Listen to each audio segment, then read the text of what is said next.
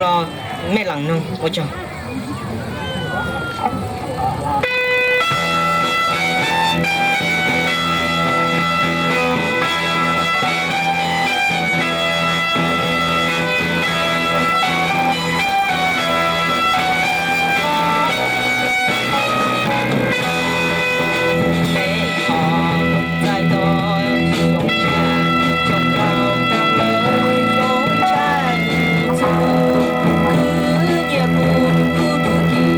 của nó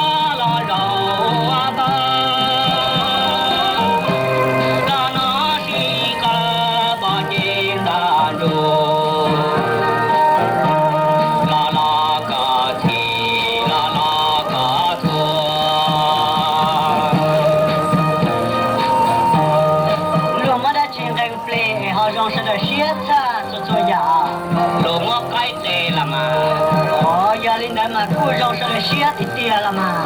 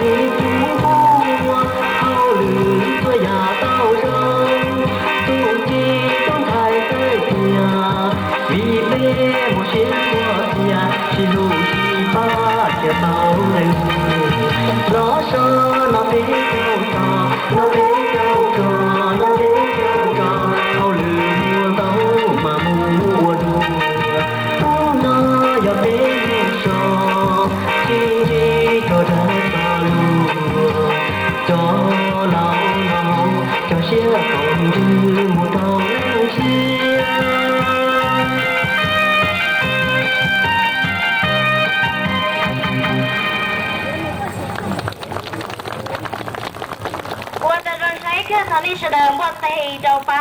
For my wife Georgie and I to be able to spend some time with our Hmong friends. Phụ rồng xia tung nào tao tuần tao nào. Greetings and Happy New Year. Rồng xia thia nhau rồng sùng xia. Is it me?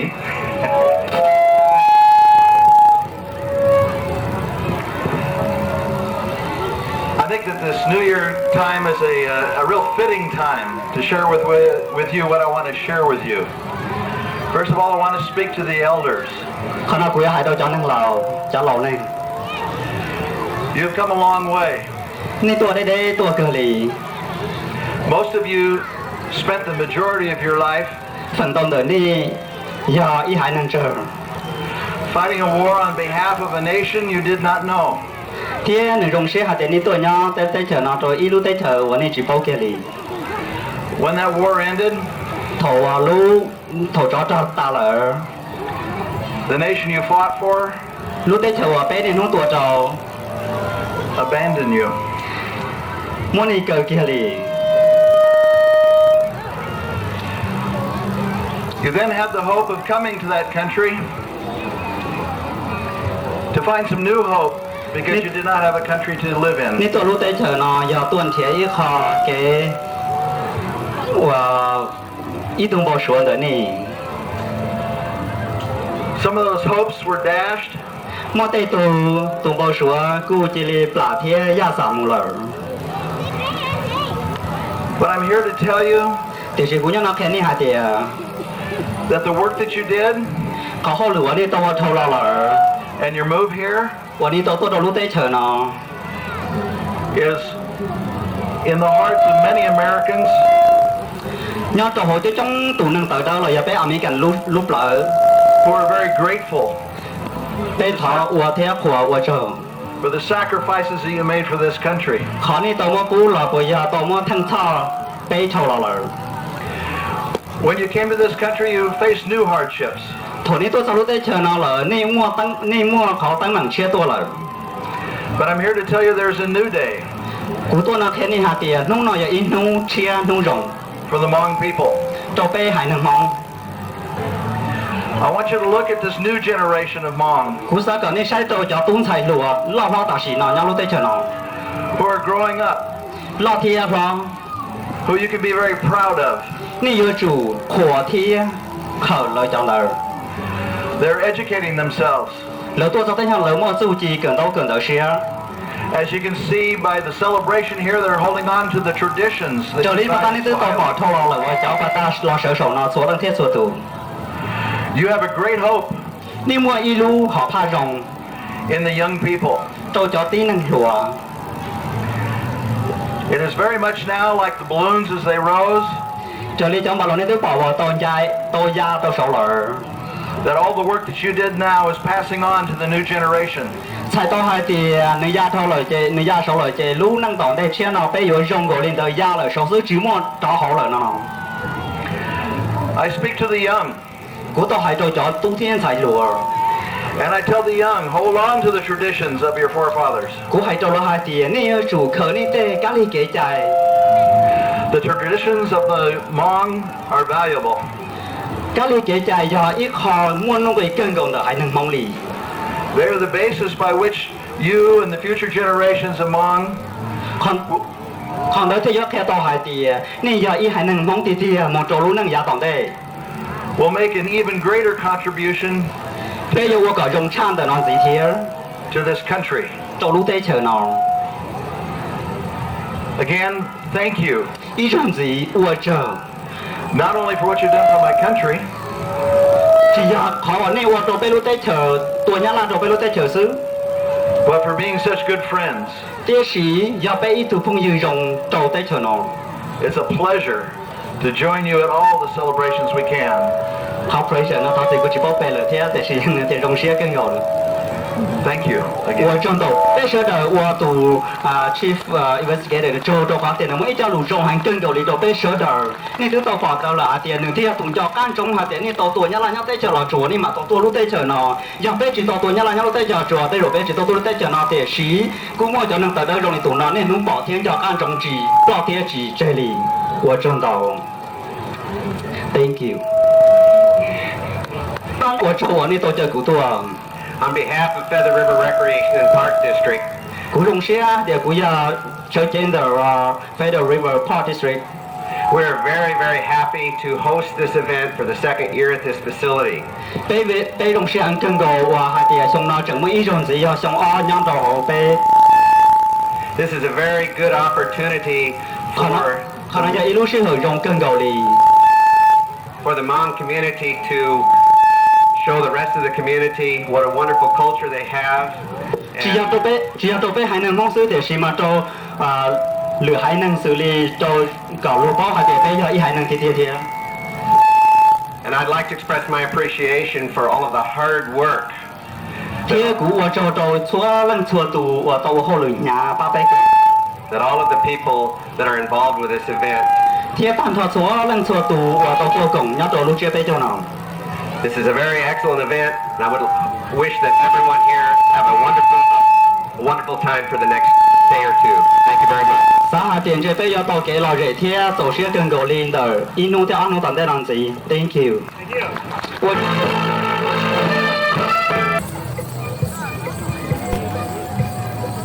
好的，挺的。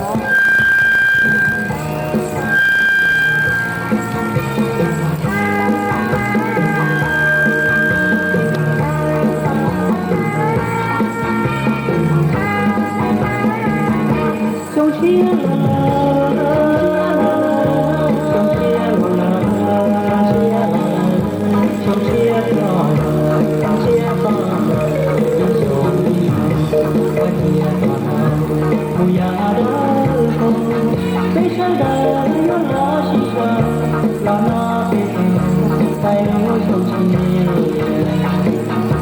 subscribe cho kênh Ghiền Mì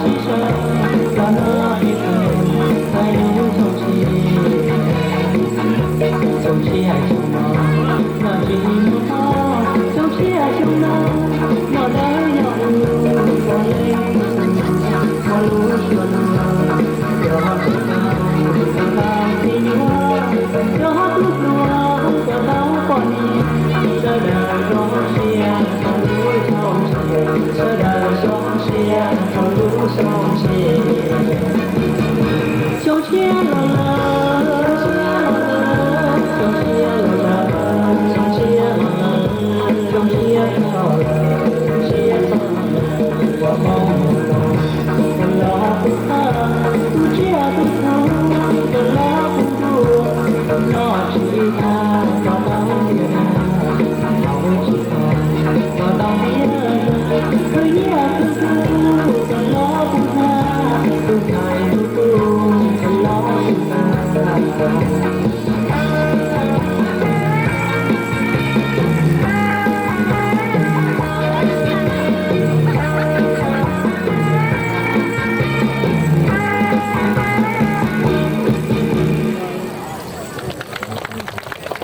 trò tu phải lùa gió tổ có tu vàng ta lên tê cứ cho đường rồi tình trăng nó đi sau đó lộ khó lỡ lộ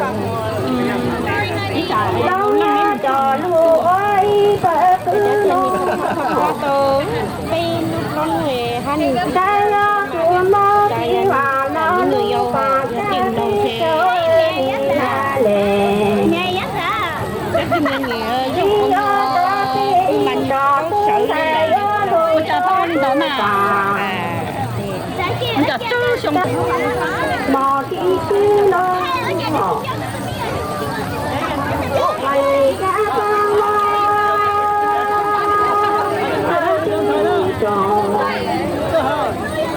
tu thầy trên nhớ thang đồ cho tí mò tí tờ đúng đó lấy mơ thì mà nó mơ ghê con nhớ đâu con nhớ tổ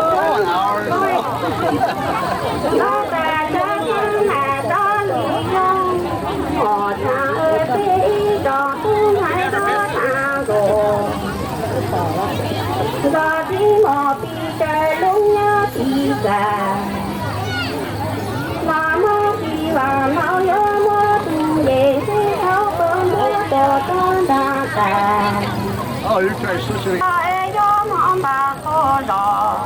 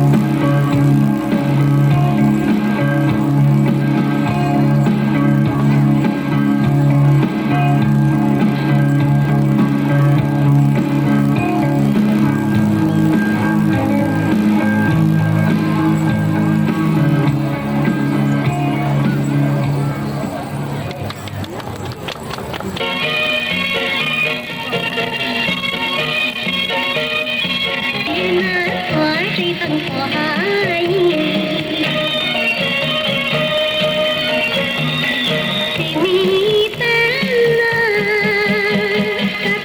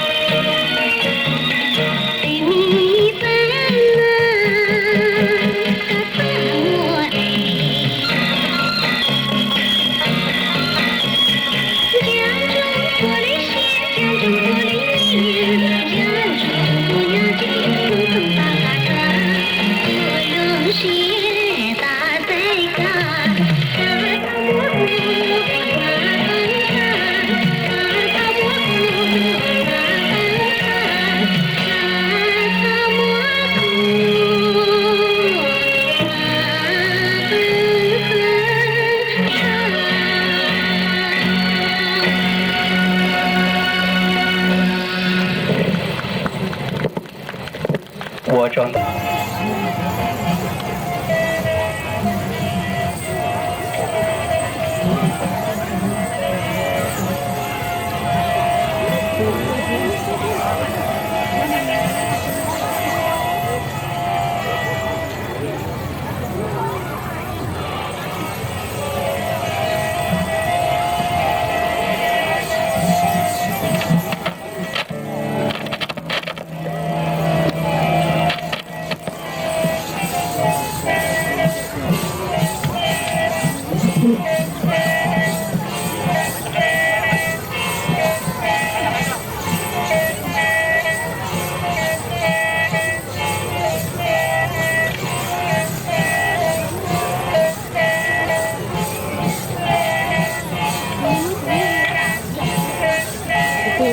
thích vậy nè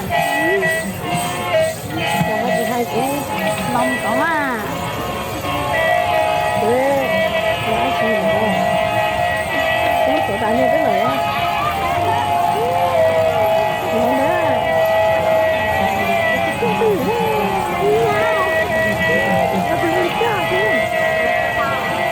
thấy thế ít nữa đấy con nó thế chia luôn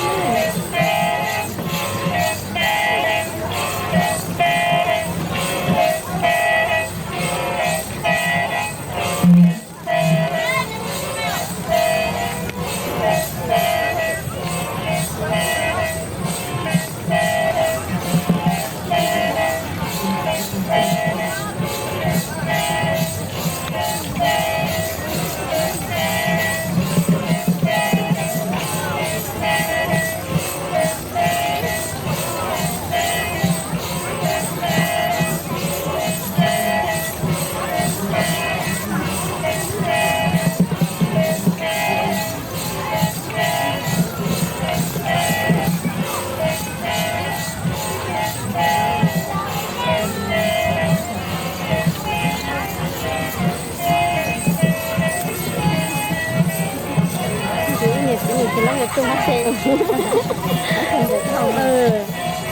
nó phải cái gì thì đâu chỉ nó phải chỉ lắm nhưng mà có đến cá căng gì có ăn rượu tôi có ăn ăn rượu giò tụt khi cả lũ giò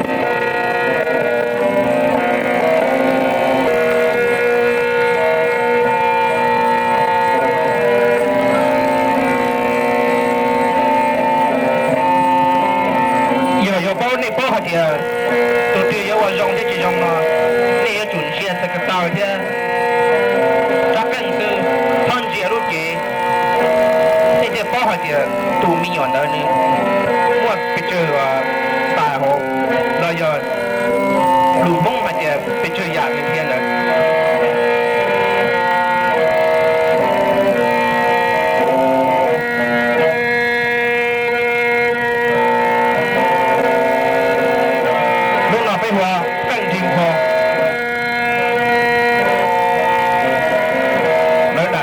đời có tôi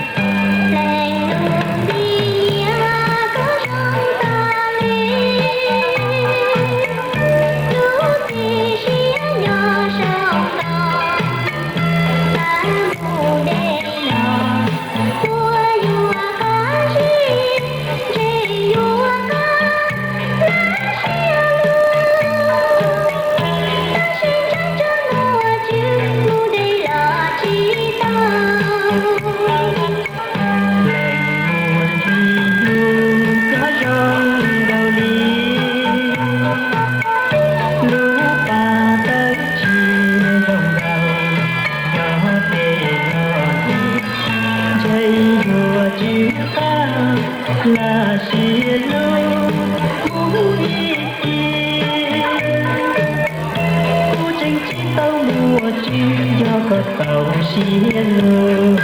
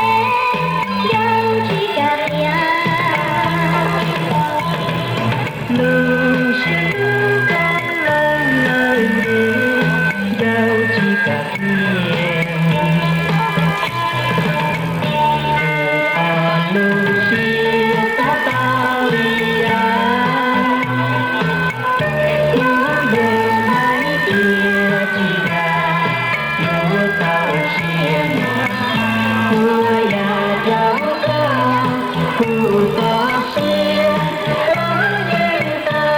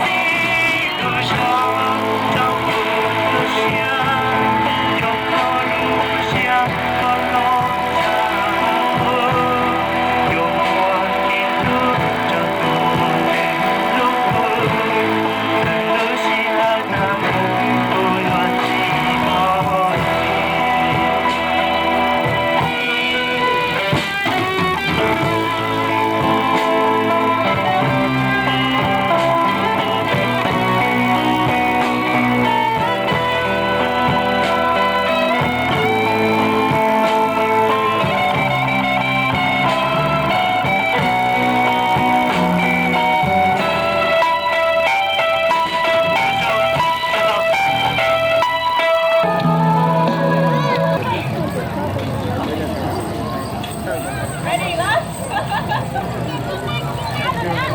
Okay, you guys ready now? Okay.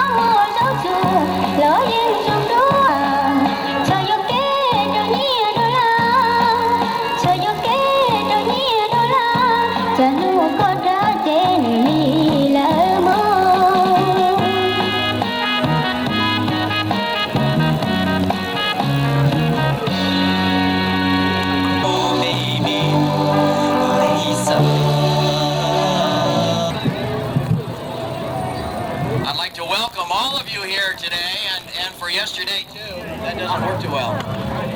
Can I use that?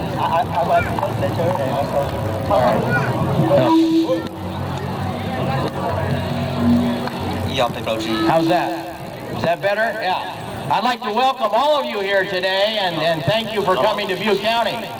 On behalf of the Butte County Sheriff's Office in the County of Butte, we welcome you. Have a good day. We're here to help you if you have any problems. And have a wonderful and a safe time. And Happy New Year. Thank you. Translate to the Mont Paris. Nơi hai tia cú tại tòa đi sẽ để tôi cho họ nó thế chỉ trả lên đời nếu mà tới mảng đa trì cú do tụi ba đi nữ nữa do tụi ba pe địa sĩ sau rồi cái nữa tụi để pe theo ok thank you Thank you very much. Nên chúng tôi cho nào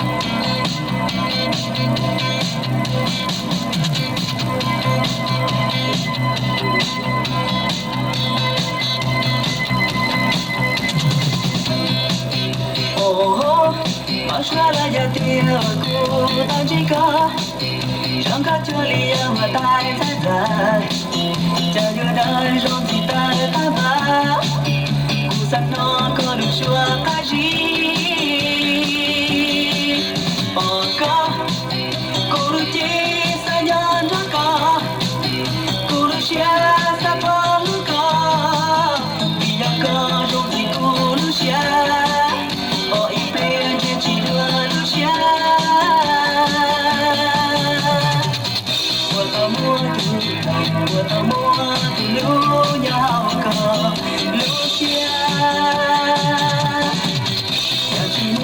我这我都的路娘的歌，我只道路来的大哥，我的路娘歌，路线，那是我这我都的路娘的歌，我只道路来的大哥。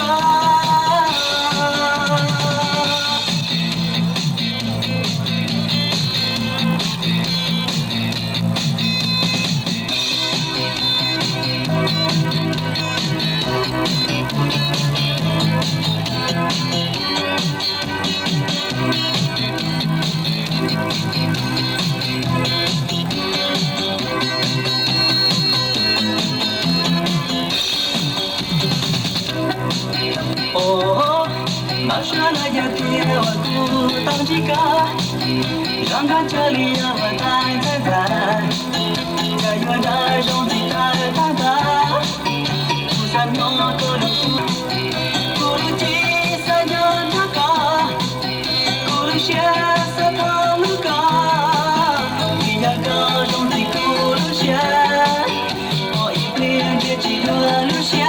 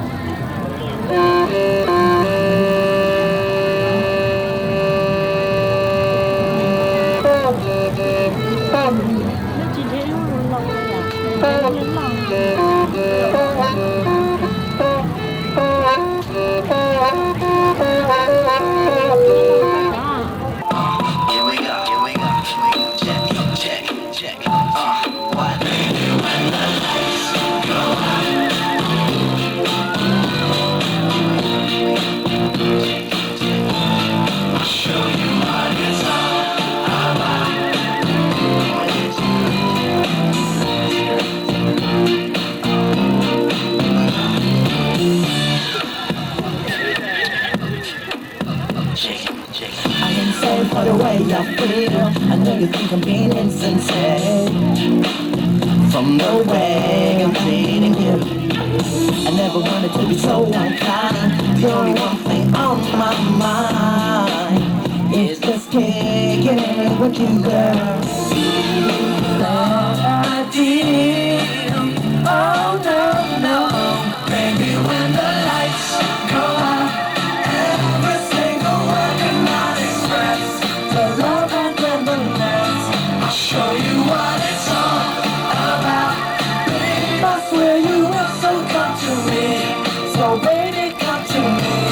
When the lights go out. Shake it that, second verse, girl. I knew you were just too loud. You're one thing on my mind. Cause my heart is set on you. I see the truth between your eyes. I ain't fooled by your tender skies. I can see I'm getting something. Girl, don't deny the way I feel. You know you're just measure. Give me a chance to prove I'm real. Oh yeah, yeah. Baby, when the lights go out, every single word could not express the love and tenderness. I'll show you what it's all about. Babe, I swear you will still come to me. So baby, come to me. We'll be when the lights go out, every single word could not express the love and tenderness. I'll show you what it's all about. Babe, I swear you will still come to me. So the lights are on, fucking through, we getting close, and I take your clothes off. Your body looks so soft. In between the sheets, I lay it down, girl, I'm gonna knock your socks off. My shit rock on, feel I'm down for whatever. There was music making me hot.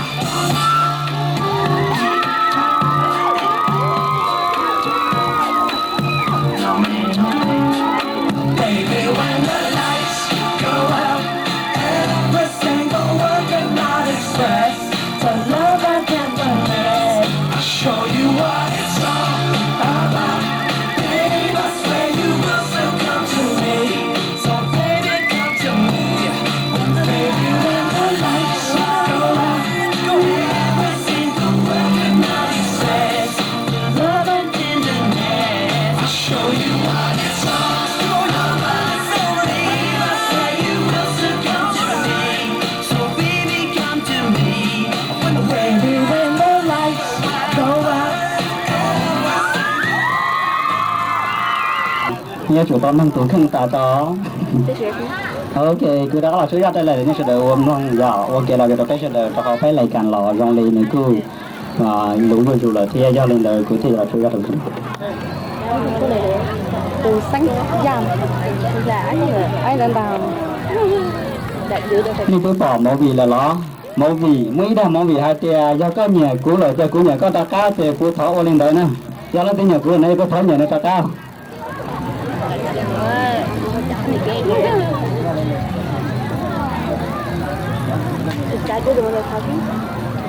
Ồ, lên đời. Thật sự. À thì vấn đề của số cũ ra lại nào thọ của cụ biết cũ ra lại phụ nó sẽ làm nông dạng. Wow. Thọ chúng lên cho hắn cho lại chế tới rồi suốt chỉ hai liều thọอยู่biết rồi nó theo đó họ tới thọ họ chếอยู่lớn nữa họ lười già lại thế chỉ qua đi thọ ta chỉ nó cũ hai đứa này à thì chỉ do chọn thay mua lò rồi hai đứa này hai thì cũ chơi ra hai thì cũ chỉ tao mua lòng đâu vừa rong thế rong à ok.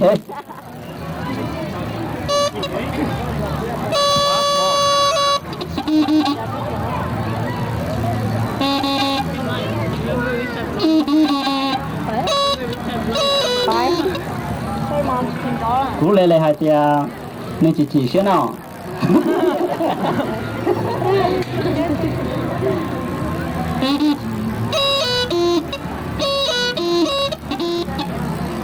Con này lên thế hai tia nên trình đó nó thao.